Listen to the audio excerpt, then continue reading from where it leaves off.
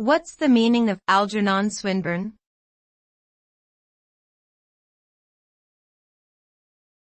Algernon Swinburne.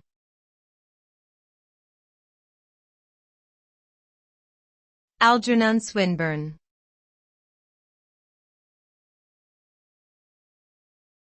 Algernon Swinburne.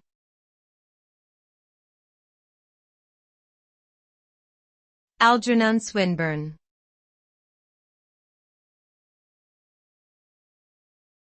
Algernon Swinburne.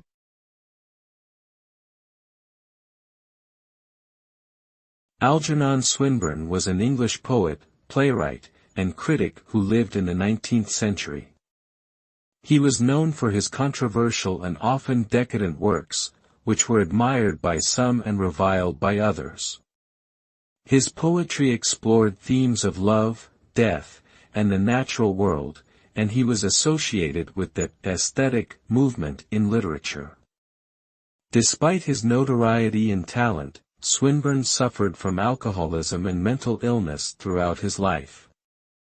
He died in 1909 at the age of 72, leaving behind a legacy of both brilliance and controversy.